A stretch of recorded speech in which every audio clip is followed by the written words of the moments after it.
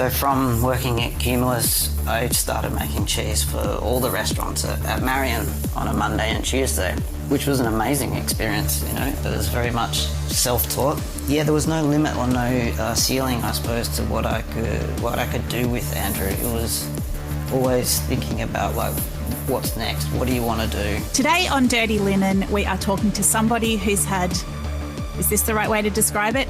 A very interesting pandemic.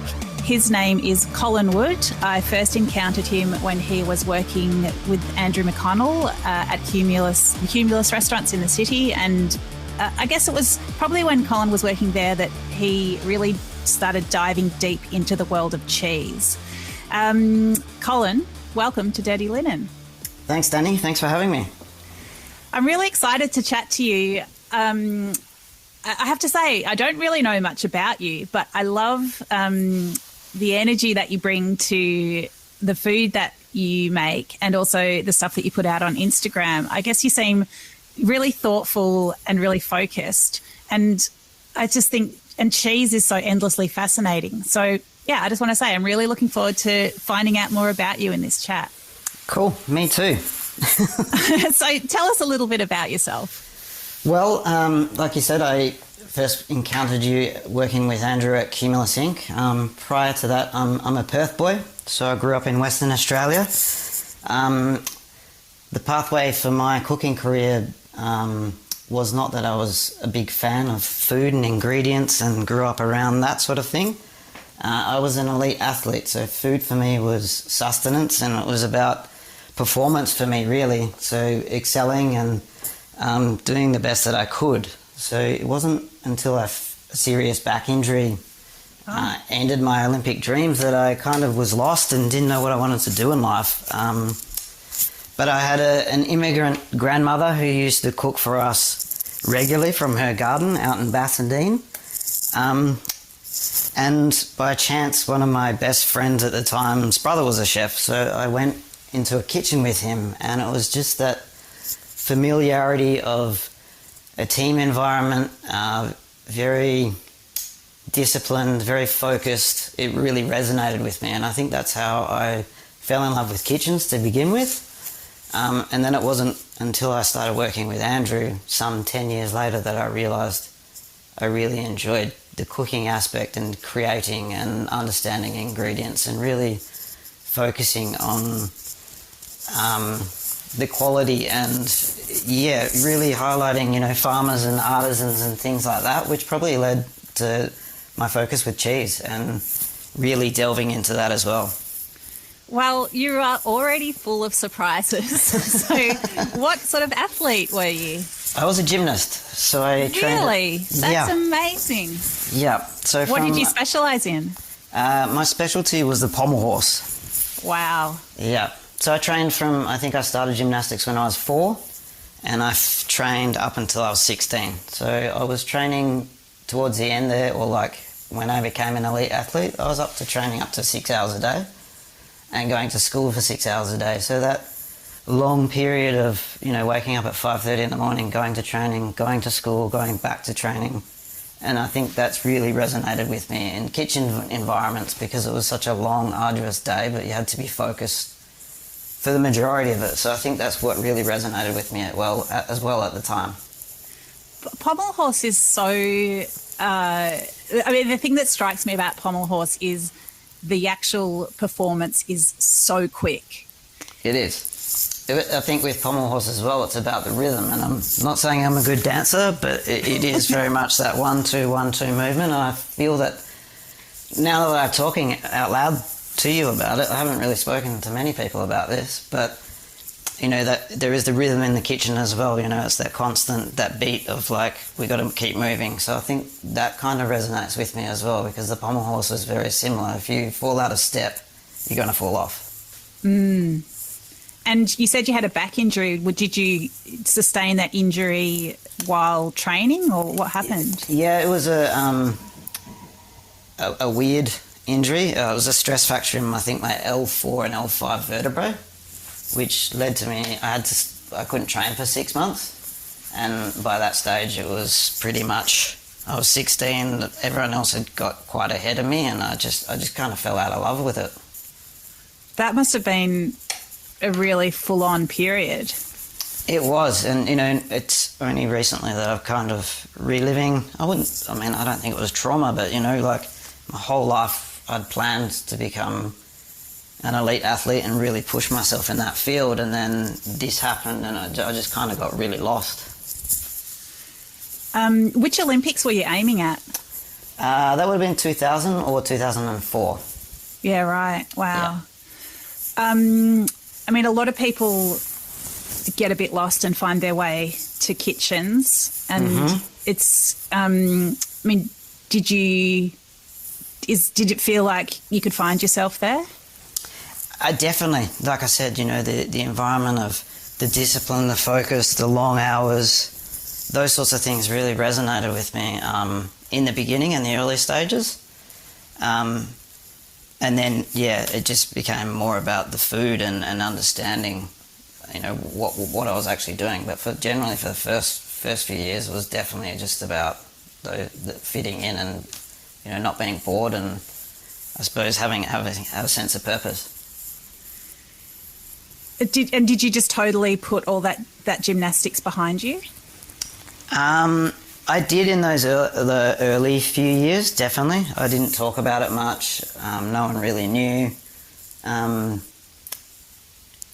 It's probably when I moved to Melbourne I started to think about it a bit more as well. People asked my background, and I was quite proud of it as well. When people asked me, I was pretty open and honest about it. So, and I've had my moments, here and there, like when I tell people, like they get really excited, and I think it is something that I should probably. I've often thought about going back into it. I'm like, I'm a bit old for that now, but I do enjoy still the exercise, and I suppose the wanting to push yourself. Gym's not like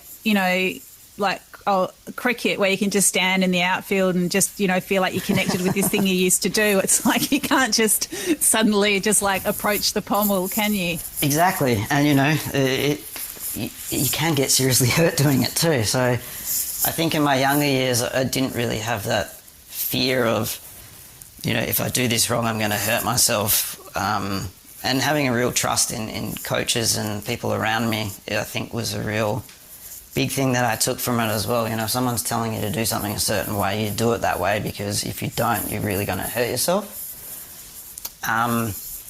So there was a lot of trust involved in it as well, a lot of close relationships with the coaches and things like that. But these days I prefer just to do the basic exercises rather than doing those things. Yeah, sure. Yeah. But that's interesting, that sort of trust in leadership, because that's a massive part of the hospitality industry as well. And I guess that in some cases that blind trust, where people just do things because that's what the boss says, or that's just what everyone says has to be done. Did you find some sort of analogies in the hospitality industry in that sense? Absolutely. I think in my very first cooking job, I absolutely didn't. I was only there for a few months, and I was really, it was very aggressive, very macho, very bro, like a lot of older men at the past yelling, and that kind of, it didn't resonate with me because I hadn't built that trust, like you're saying. It wasn't until probably, I think, my third cooking job where someone really invested some time and talked to me, and I really built that trust up, that I became comfortable with it. And I think you're absolutely right. Like, when someone in a leadership role can build that trust and be open and vulnerable, it really changed the dynamic. With my coaches, I've had 4 good ones in my career in gymnastics, and I still talk to them here and there. But it was all very much about building that trust and having that trust in them, and them also believing in me, which I think was really something, upon reflection, that's something that really changed that dynamic there, and I would listen to them, yeah. And I'm really interested in this transition from, your work in hospitality being more about the culture and the structure to becoming more excited about food. Was there was there a moment or was it a slow creep? Like, how did that happen? I was definitely working for Andrew at Cumulus when just seeing like farmers and things walk in the door with crates of vegetables. He had a really strong relationship with a farmer called Andrew Wood, who has a Glenora farm down there. And it was when Cumulus had pretty much first opened. We had a really talented bunch of cooks in there, some of which have gone on to do some amazing things around the world. And just the look on everyone's faces. It would be a Saturday usually in the middle of a busy service that he'd walk through the door with his partner Jill, and it was just, everyone would stop and the whole marble bar would be like amazed at like seeing what was happening, all this dirt flying everywhere, all these amazing vegetables, and just tasting them. It just really changed my whole dynamic. Like I was like, wow, this is what cooking is, and this is what we should be striving for. Wow, that is amazing. So, I mean, what kind of vegetables would he bring in? Oh, his tomatoes were amazing. It was probably the first time I'd ever worked with heirloom tomatoes, and Andrew was still very hands-on in those days. It was Cumulus had just opened, so sitting down with him and him telling me how to ripen the tomatoes, how to look after them, it's still very vivid in my memory of like him taking that time to show me. Wow. And like sticking them in the windows and like using them not only as an ingredient but like as a centerpiece around the restaurant. You know, someone's done this amazing job with this tomato, let's talk about it. So it really changed that dynamic for me when someone talked about produce like that. Yeah. Wow. And I mean, where's the next step? What should we talk about cheese, or is there is there other stuff that you want to talk about that period? Well, I think working for Andrew really opened my eyes up to a lot of things, the way that he invested time in all his cooks and his chefs, teaching us about not only ingredients but lots of things. I've been thinking about the last few days, you know, he used to send us to management courses to talk about how to train people, how to bring people into the businesses. Like we would go to the School of Life and learn how to hold a conversation and all these sorts of life skills that I never heard of in a kitchen. So I think it was something, upon reflection, just thinking back on all these opportunities that he provided us and others, just really changed the way I thought about operating and working in a kitchen. You know, looking back on that very first experience of just this aggressive, no one showing you anything, to what he showed me and others was possible about people and, you know, relationships. I think it was something that was really important.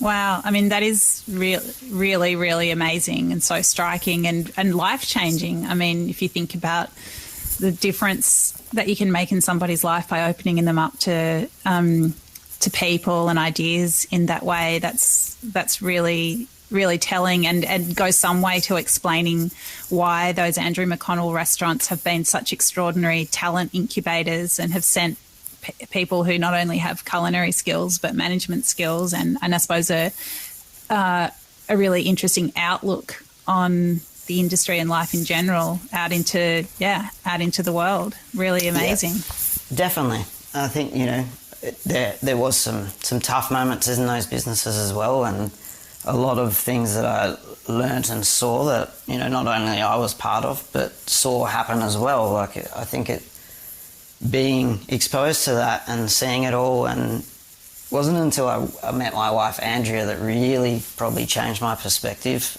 even more on a lot of things.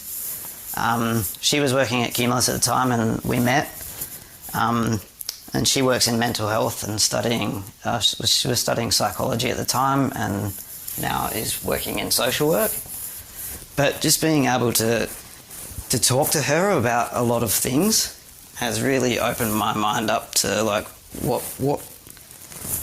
how we can even take that step further to really, you know, change the way that kitchens are operated. And it's not about just a plate of food, it's like, you know, looking after each other and caring for each other and making sure that everyone feels comfortable in those spaces. Well, what kinds of things are you talking about? You know, like I was saying with working with Andrew, like inductions and planning for people's success and futures, I think, is a big thing. If you look at, I don't want to talk about the corporate world, but a lot of people, we all have goals and ambitions, and I think if you're in charge of someone, this goes back to Andrew as well and probably leads into the cheese conversation, but he really recognised that I had an interest in cheese probably pretty early on in my cheese career, and he talked to me a lot about it. So did the general managers and other people in those businesses at the time, and he really fostered that, and that's probably the next step of how I got further in the cheese world.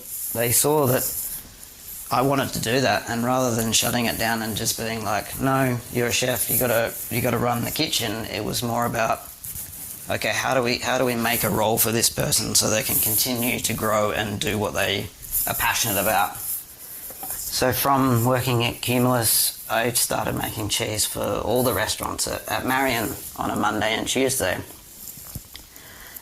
which was an amazing experience. It was very much self-taught. My good friend Richard Thomas, who's a good friend of yours too, was heavily involved in that, and he was the one that sparked my passion for cheese. But there was no limit or no ceiling, I suppose, to what I could do with Andrew. It was always thinking about what's next, what do you want to do, which I'd never really been exposed to in a kitchen before. It was like, oh, there's a junior sous chef position here, you're the junior sous chef, and there's no training or mentoring or how you want that person to behave in that role. It was more about, okay, this person we need a sous chef and this person is here, let's just promote them, rather than teaching them and training in the steps of empathy and understanding and how they develop the team below them. Whereas Andrew's businesses really did that really well. With Andrew's influence, learning about how to communicate properly, how to talk to people and how to have compassion and being vulnerable, I think she really taught me that, which I'd never really been exposed to before, and now I'm quite comfortable talking about experiences and things. What is it about cheese that drew you in? The romance, I suppose. Richard. I think Richard's passion and excitement for cheese was something that really resonated with me. Working at those businesses for so long and seeing all those ingredients and things like that, we weren't really exposed to cheese. And then when someone like Richard could come in and talk about cheese in a way that I'd never really been exposed to before, it really opened my eyes up. I was like, okay, what's this? I've never really heard of cheese in Australia. Then he came in and showed us how to make some cheese, and from there it just blossomed. I was like, wow, seeing something from a very basic raw ingredient to becoming something that is delicious, nutritious, and really has such a rich history. I think that's what really resonated with me, and I was fascinated from there. I mean, Richard Thomas, for people who don't know, is he's like the pioneer of artisan cheese making in Australia, we could probably say. Definitely, yeah.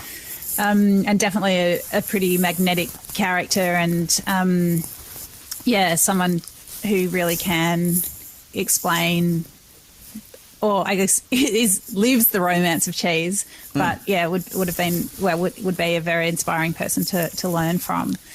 So Colin, tell us, let's check in about what's happened over the past year. You, at the beginning of the pandemic, you were flying high in New York, right? Yes.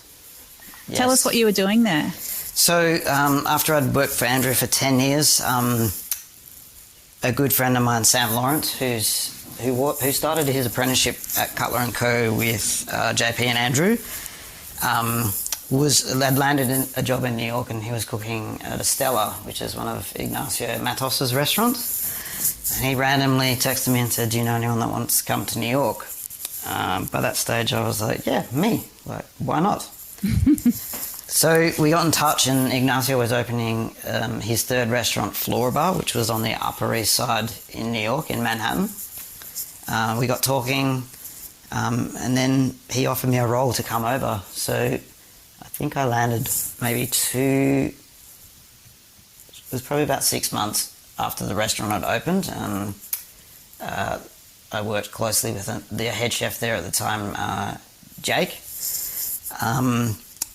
After about 6 months, Ignacio promoted me into a role similar to what I was doing with Andrew before I left. So I was the culinary director, overseeing his 3 restaurants and just generally being his right-hand man and trying to figure out a lot of structural things that he wanted to implement and everyone wanted to implement in terms of what I'd done with Andrew. So it was a lot of fun. It was very busy. It's an amazing city. So many friendly, fun people and places to visit. Now that I think about my time there, like we've been talking about a lot at home and just how much we miss it and the people. But yeah, it was a very exciting time. But my visa was running out and my wife wanted to go back to study, so we decided to come back to Australia. And that's when the pandemic happened. So I think we left New York maybe about 3 days after their first case. Wow, okay. Yeah. And then, so we had plans to move back to Melbourne. We came back to Sydney to visit her parents. I went to Perth, she went to Melbourne to study. And then it got locked down, so she was separated, I think, for about 6 months. And then, yeah. That's terrible. Oh, it's fine, Danny. Now that we think back on it, like, you know, there's a lot more worse situations for people, and you guys have been through so much there as well. So, yeah, we're really grateful for the opportunities that we had. Yeah, we can't even imagine being what you guys went through in Melbourne. But yeah, once that we were able to get her Perth, she came to Perth, so she was able to remotely study. And then, yeah, since was in Perth, reconnected with a few friends, and an old apprentice actually who worked for Andrew at Luxembourg got in touch with me and asked me to do some consulting at his restaurant, which was a lot of fun, working with a young team who really wanted some help and guidance, and it was a lot of fun hanging out with them. I cooked a couple of dinners with them as well, which was a lot of fun. I mean, it must have been so different. I mean, obviously, if you'd stayed in New York, you would not have been the culinary director for 3 exciting restaurants that were buzzing with people every night. Well, no. But, I mean, it's devastating to think about what New York is still going through. So many restaurants have bit the dust. Like, so many iconic restaurants won't reopen. I just can't even imagine what that city is going to be like and how it's going to recover. It's really devastating. It is. But I still have a lot of contact with Sam, and we talk daily almost, just via text, and it's such a resilient city and such a hardworking and caring community of people that want that city to thrive. So, you know, they're a way to adapt, to pivot, and to just come up with creative ideas like you and Ben did at the Attica thing. Like, the stuff they're doing over there is just phenomenal. Like, wow, like they're able to do, you know, they've built tent lands and they've built all this sort of stuff to keep businesses going. Yeah, I think it's a true testament to the character of that city and the people there.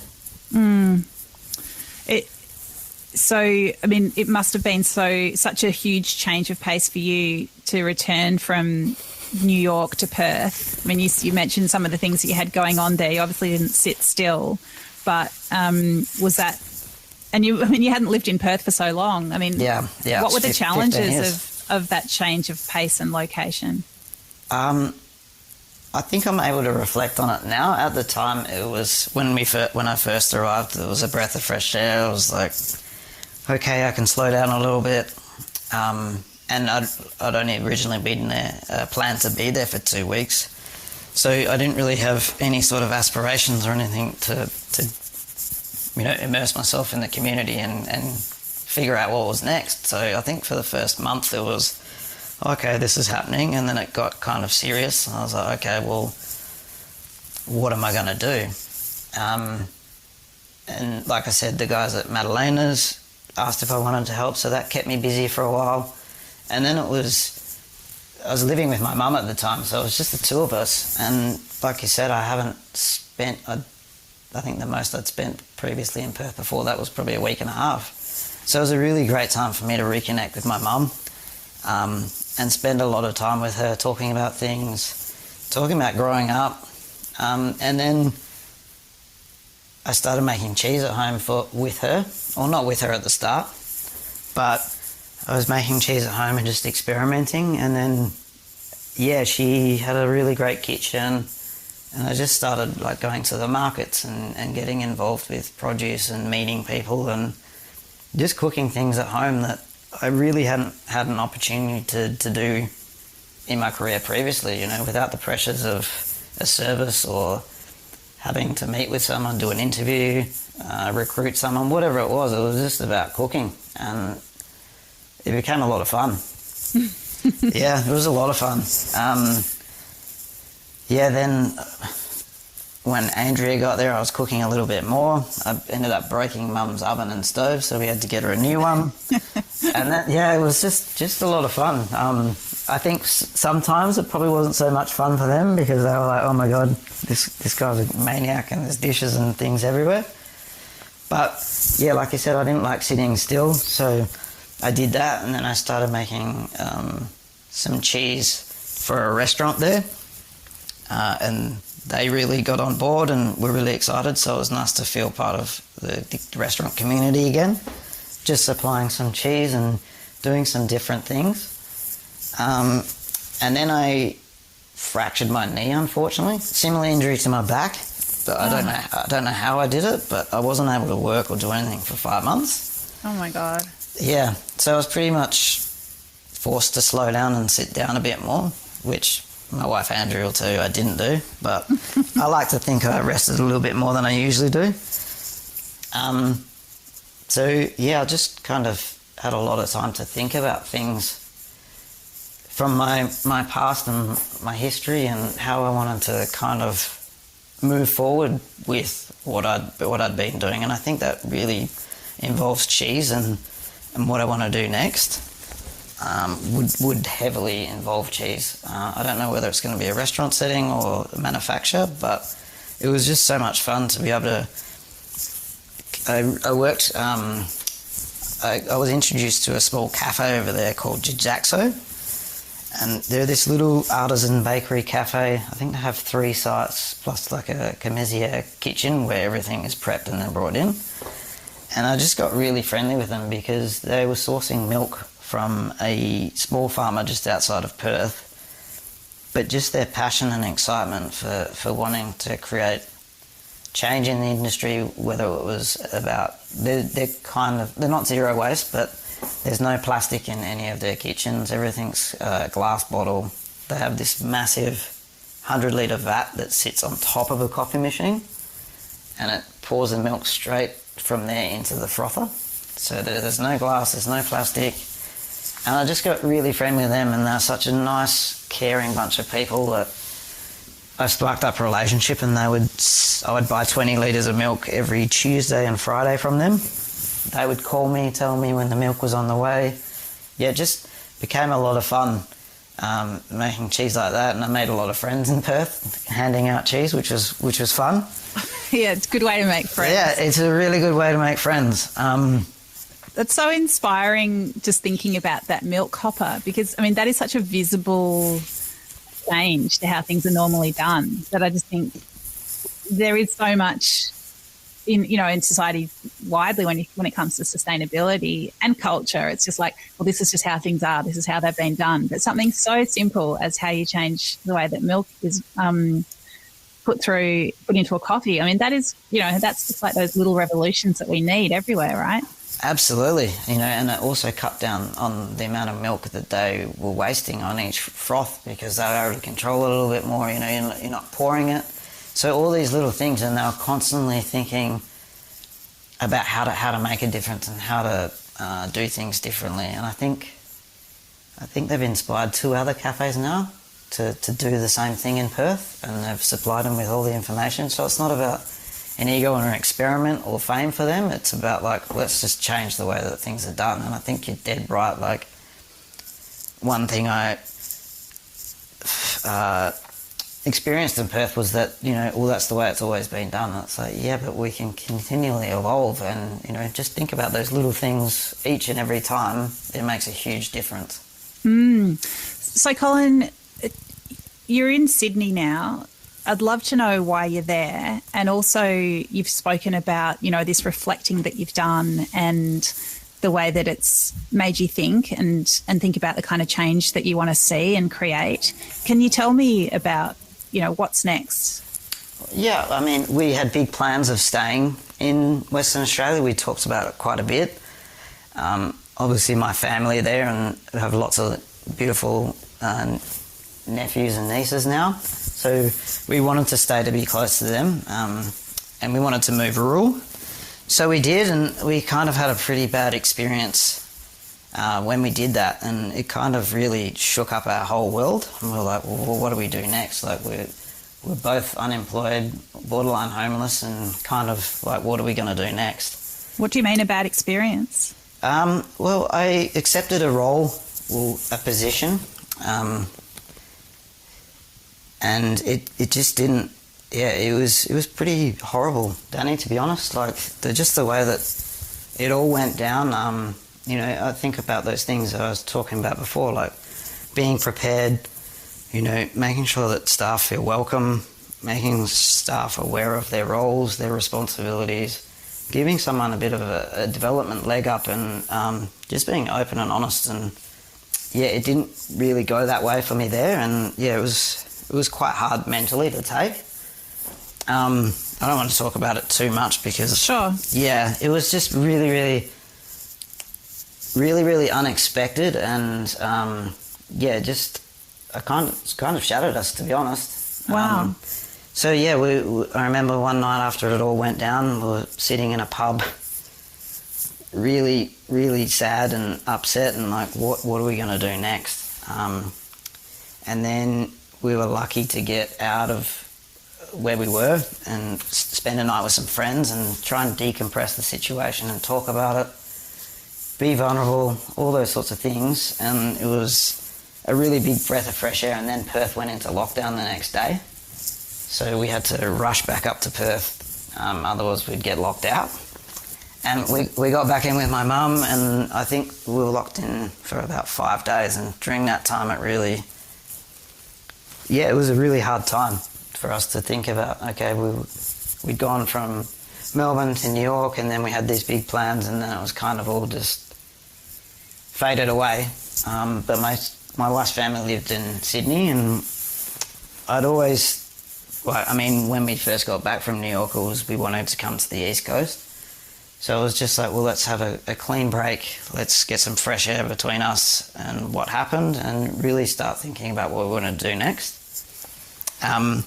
And Andrea's social work degree is coming to an end, so she really wants to get her career going. And then I've just been talking to a few people in Melbourne and Sydney about things, and I think just the way that restaurants and culture here, you know, listening to your podcast and things like that as well, is just like, I think it's really at the forefront of people's minds now, especially after the traumatic experiences of COVID and shutdowns and all these sorts of things. Yeah, I really want to be part of a community and culture that are thinking about, you know, those little changes about things that didn't work in the past and how we progress. Wow, amazing. So if you could pick a few things that you know you'd like to see improve, what would they be?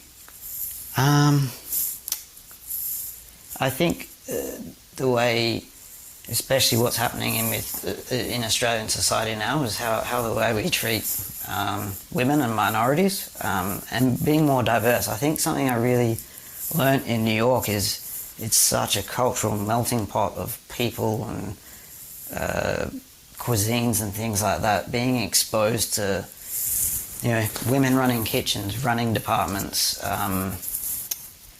minorities running kitchens, all those sorts of things really it's what made working in kitchens for me exciting, I suppose. You know, learning about someone else's culture, learning about their history.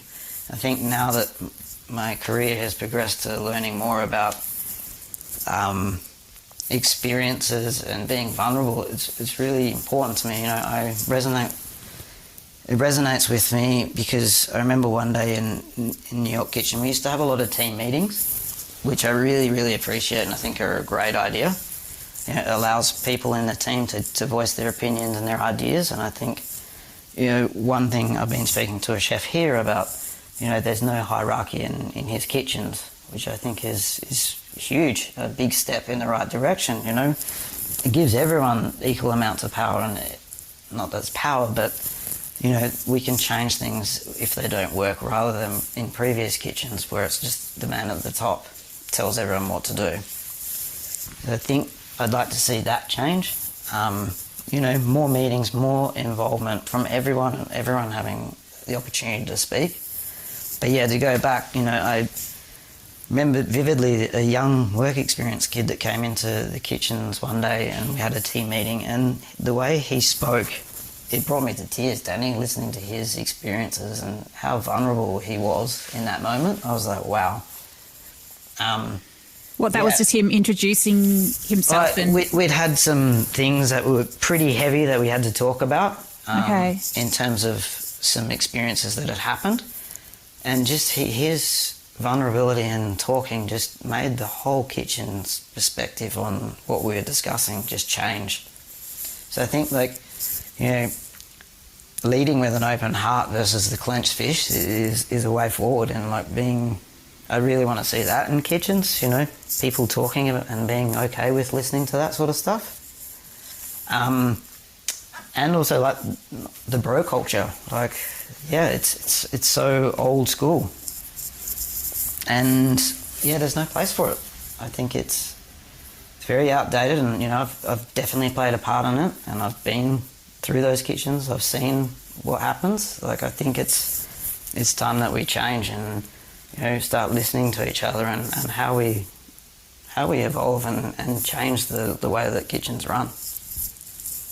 Having said that, like, I have seen some really great examples around the world and in Australia especially in kitchens, like where people are starting to listen and stand up, and, you know, through your podcast, like, it's amazing that we're able to have these people that are generally not listened to being able to be heard, which I think is great. Yeah, it definitely feels like this is a time, and we're certainly seeing it with, you know, the women who are speaking up about sexual assault. It definitely feels like this is a moment where other people can have a voice.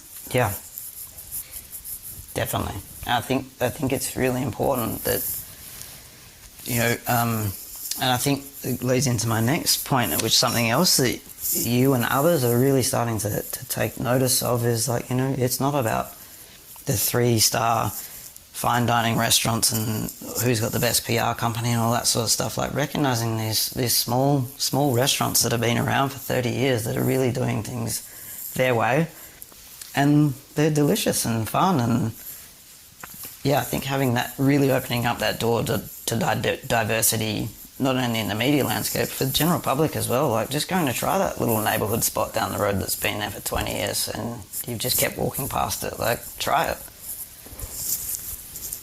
So yeah, I think it's a really exciting, not exciting time, I think that's the wrong word, but it's really eye-opening to see the landscape starting to change here, because yeah, it happened when I was in New York. A lot of things came out, you know, with the Me Too movement and all these sorts of things, and it just really, I think probably through my wife's influence as well, like, I don't know if I'd be sitting here talking to you without her being able to talk to me and bring all this stuff out in me. Yeah, I think I'm pretty lucky to have that, but also to have seen what happened in New York and people being held accountable for pretty bad behaviour. I guess it's a time, you know, you didn't want to use the word exciting. I guess it's a time of great potential. Yeah, or reckoning, I think, as well is a good word. Yeah, reckoning's a good word. Yeah. So reckoning and potential. And then I suppose the things that can be done with that could be really exciting. Yeah, I think so. And, you know, I don't want to be someone that just spurts out all this sort of stuff. So, like, I think it's, you know, I'm going to have to be part of that change and start listening to people and helping and encouraging them on their journeys and being part of that. Like, okay, well, it's up to you guys. What do you guys want to see change and that sort of thing? But like you say, what I've come to Sydney for, like, I hope to do something for myself this time, you know. I've worked with two very revered chefs around the world, and I've learnt a lot, and I think I'd like to do something next for myself with someone, whatever it may be, to really be part of that change as well. And show that it can be possible, you know. It's not about, like I say, leading with that clenched fist, like leading with an open heart and having everyone involved and, you know, have their say on how things go. Well, I think the people that you bring along with you in that project are really lucky. And I guess I also think about you leading with that open heart and learning from them, as I'm sure, you know, the people that you let in or that, you know, you welcome in will enrich whatever it is that you do. But I've just got this image, Colin, of you flying through the air, just like off that springboard and over the pommel onto the mat. And just, if I think about that, you know, those twists and turns and that kid in motion, and then think about you now, like cutting curds and contemplating. It's been a pretty amazing journey so far, hey? It has been, yeah. And I've been lucky, very lucky to have people support, encourage, inspire me along. And, you know, ultimately, and I'm very lucky to have had that. But also, you know, there's time to reflect on, you know, things that I could have done better or ways I could have treated people better as well. So I think it's, you know, it's important for me to be, I suppose, recognise that I'm not perfect and I've done things as well. But also, like, you know, I don't want other people to go through that or make those mistakes. Like, we have to, like you say, one piece at a time. Yeah, well, I mean, we're all human and we're all going to make mistakes. And I guess, you know, that it's that quest for, I guess, open-hearted improvement, excellence, just being great in the fields that you choose to devote yourself to. Colin, it's an absolute pleasure. I knew this was going to be a good chat. I didn't exactly know why, but it's certainly fulfilled my hopes. So thank you so much for being so open, generous and thoughtful with us. I know this conversation is going to mean a lot to a lot of people. Thank you. It has meant a lot to me as well. Thanks for having me, Dani. All right. We'll chat soon. You take care. Make some great cheese. I will. Thank you. See ya. Bye. This is Dirty Linen, and I'm Dani Valent. We air the issues that the hospitality industry finds hard to talk about. We spend a week thrashing around each issue, hearing from different people with unique perspectives. We want to hear from you as well. If you have something that needs to be said about a topic, get in touch so we can include your perspective. Contact us at dirtyLinen@deepintheweeds.com.au or hit us up on Insta @Dirty Linen Podcast. We can't wait to hear from you. This